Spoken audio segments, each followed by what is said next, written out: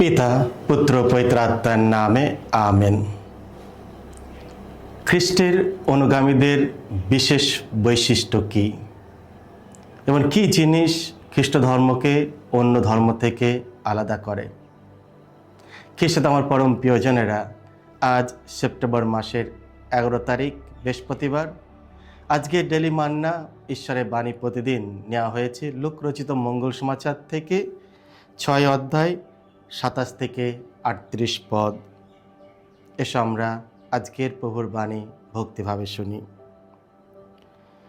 যিশু একদিন সমবেত লোকদের বললেন, তোমরা যারা এখন আমার কথা শুনছো, তোমাদের আমি বলছি, তোমরা তোমাদের শত্রুকে ভালোই বাসো, যারা তোমাদের ঘৃণা করে তাদের উপকার করো, যারা তোমাদের অভিশাপ দেয় তোমরা তাদের শুভ কামনা করো, যারা তোমাদের সঙ্গে দুর্ব্যবহার করে তাদের মঙ্গল প্রার্থনা করো। কেউ তোমার গালে আঘাত করলে অন্য গালটিও তার দিকে পেতে দাও। কেউ তোমার চাদরটি কেড়ে নিলে তাকে নিজের গায়ের জামাটিও দিতে অস্বীকার করো না। যারা তোমার কাছ থেকে চায় তাদের সবাইকে তুমি দাও, আর যে তোমার নিজের জিনিস কেড়ে নেয় তার কাছ থেকে তা যেন ফেরত চেও না। অন্যের কাছ থেকে তোমরা যেমন ব্যবহার আশা করো তার প্রতিও তোমরা তেমনি ব্যবহারই করো। যারা তোমাদের ভালোবাসে শুধু তাদেরই যদি ভালোবাসো, তাতে তোমরা প্রশংসা পাওয়ার মতো এমন কি বা করছো? যারা পাপীদের ভালোবাসে পাপীরাও তো তাদের ভালোবাসে। তেমনি যারা তোমাদের ভালো করে শুধু তাদেরই যদি ভালো করো, তাতেই বা তোমরা প্রশংসা পাওয়ার মতো এমন কি করছো? পাপীরাও তো ঠিক তাই করে থাকে। তেমনি যাদের কাছ থেকে টাকা ফেরত পাওয়ার আশা আছে শুধু তাদেরই যদি ধার দাও, তাতেই বা তোমরা প্রশংসা পাওয়ার মতো এমন কি করছো? পাপীরাও তো টাকাটা ফেরত পাওয়ার উদ্দেশ্যে নিয়ে পাপীদের ধার দেয়। না, তার চেয়ে তোমরা তোমাদের শত্রুদের ভালোই বাসো, তাদের ভালো করো তোমরা, আর কোনো কিছু ফেরত পাওয়ার আশা না রেখেই ধার দিয়ে যাও। তাহলে তোমরা পাবে এক মহা পুরস্কার এবং তোমরা হয়ে উঠবে পরাৎপরের যোগ্য সন্তান, কারণ অকৃতজ্ঞ ও দুর্জনের প্রতি তিনি নিজেই যে সদয়। তোমাদের পরম পিতা যেমন দয়ালু, তোমরাও তেমনি দয়ালু হও। পরের বিচার করতে যেও না, তাহলে তোমাদেরও বিচার করা হবে না। পরকে দোষী করো না, তাহলে তোমাদেরও দোষী করা হবে না। পরকে ক্ষমাই করো, তাহলে তোমাদেরও ক্ষমা করা হবে। তোমরা দান করো, তাহলে তোমাদেরও দান করা হবে। পুরো মাপে ঠাসা ঝেঁকে নেওয়া উপচে পড়া মাপেই তোমাদের কোলে ঢেলে দেওয়া হবে। তোমরা নিজেরা যে মাপে মেপে দিচ্ছ, তোমাদেরও ঠিক সেই মাপেই প্রতিদান দেওয়া হবে। এই হলো প্রভু যিশুর মঙ্গল সমাচার। প্রভু যিশু তোমার মহিমা প্রচারিত হোক। খ্রিস্ট আমার পরম প্রিয়জনেরা, আজকের মঙ্গল সমাচারে যিশু আমাদের মানব ইতিহাসের সবচেয়ে চ্যালেঞ্জিং নৈতিক শিক্ষাগুলির মধ্য থেকে কিছু শিক্ষা তুলে ধরেছেন। এই শিক্ষাগুলো খ্রিস্ট জীবনের মূল ভিত্তি, যা প্রেম, দয়া ও ক্ষমতার ওপর প্রতিষ্ঠিত। যিশু প্রদত্ত নীতিগুলো কঠিন, অনুকরণ করা সহজ নয়, তবে অসম্ভবও নয়।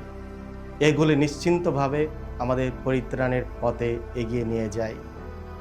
খ্রিস্টের অনুগামীদের বিশেষ বৈশিষ্ট্য কী এবং কী জিনিস খ্রিস্ট ধর্ম অন্য ধর্ম থেকে আলাদা করে?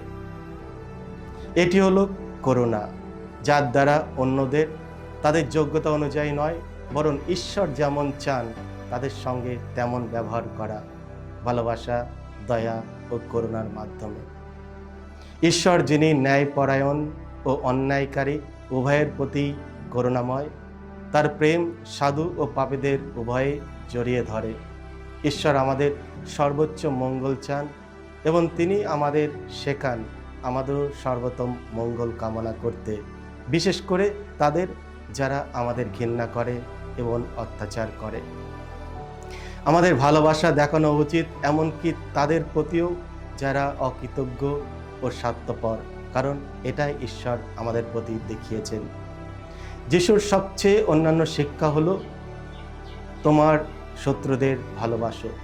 এই শিক্ষা মানুষের স্বাভাবিক প্রতিশোধ নেওয়ার প্রবৃত্তির সরাসরি বিপরীত। আমরা সাধারণত মন্দের জবাবে মন্দ করি, কিন্তু যিশু আমাদের দেখিয়েছেন এক উচ্চতর মানদণ্ডের। শত্রুদের ভালোবাসা মানে আমাদের প্রকৃতির প্রবণতাকে অতিক্রম করা এবং সেই ঐশ্বরিক প্রেমকে প্রতিফলিত করা যা ঈশ্বর আমাদের প্রতি দেখিয়েছেন। অন্য গাল বাড়িয়ে দাও, এই শিক্ষাটি সুসমাচারের সবচেয়ে কঠিন কথাগুলির মধ্যে একটি। প্রথমে মনে হতে পারে এটি ন্যায় ও ন্যায্যতার বিরুদ্ধে যায়, কিন্তু যিশু এখানে আমাদের নিষ্ক্রিয় ভুক্তভোগী হতে বলছেন না, বরং প্রতিশোধ ও সহিংসতার চক্র ভাঙতে শেখাচ্ছেন।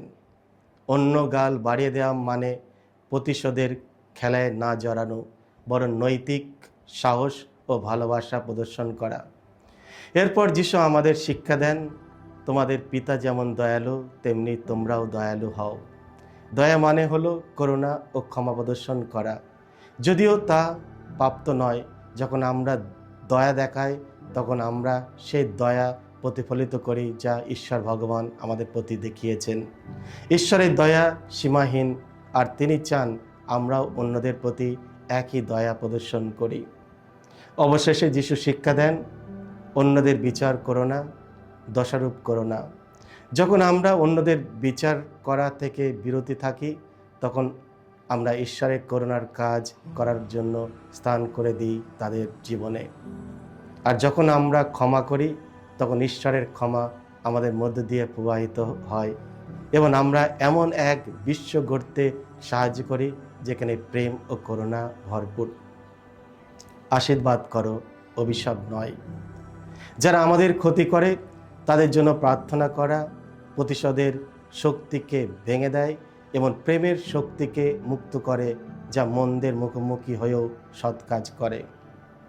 আমরা কিভাবে তাদের ভালোবাসতে পারি যারা আমাদের ক্ষতি করে?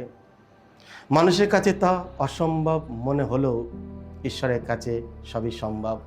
তিনি পবিত্র আত্মার দান দ্বারা যারা বিশ্বাস করে তাদের ক্ষমতা ও করুণা দেন। তার প্রেম আমাদের আঘাত, ভয়, ক্ষতিপতিত ও দুঃখ সব কিছুই জয় করেন। শুধুমাত্র যিশু খ্রিস্টের ক্রুশেই আমাদের বিদেহে ঘৃণা, প্রতিশোধ ও ক্ষোভের দাসত্ব থেকে মুক্ত করতে পারে এবং আমাদের সাহস জোগাতে পারে মন্দের পরিবর্তে সৎকর্ম করতে। তাই পেরদূত পল তিনি বলেছিলেন, যারা যিশু খ্রিস্টের প্রেম ও করুণার স্বাদ পেয়েছে তাদের উচিত আশীর্বাদ করা, অভিশাপ নয়। প্রতিশোধ না নেওয়া আর মন্দকে সৎকর্মের দ্বারা জয় করা। আপনি কি জানেন ঈশ্বরের প্রেম ও করুণা, ন্যায়পরায়ণ শক্তি মন্দকে সৎকর্ম দ্বারা জয় করার ক্ষমতা রাখে? এসো প্রার্থনা করি। এসো প্রার্থনা করি। হে পিতা পরমেশ্বর, আমরা তোমায় ধন্যবাদ দিই, প্রশংসা করি। তোমার প্রেম স্বাধীনতা ও ক্ষমা আনে। আমাকে তোমার পবিত্র আত্মার দানে ভরিয়ে দাও এবং তোমার করুণাময় প্রেম আমাদের হৃদয়ে মুক্ত করে দাও, যাতে কোনো কিছুই আমরা ধৈর্য হারাতে না পারি, যাতে তোমার শান্তি আমাদের কাছ থেকে যেন কেউ কেড়ে নিতে না পারে, আমাদের আনন্দ কেউ যেন নষ্ট করে না দিতে পারে। আমরা যেন সবসময় তোমার দেখানো পথে চলতে পারি এবং তোমার শিক্ষার অনুযায়ী আমরা যেন চলাফেরা করতে পারি। তোমার উপর আমাদের ভরসা রাখি। এই প্রার্থনা করি আমাদের প্রভু যীশু খ্রিস্টের নামে, আমেন। সকলকে জয় যিশু। ঈশ্বর আপনাদের সকলকে আশীর্বাদ করুন।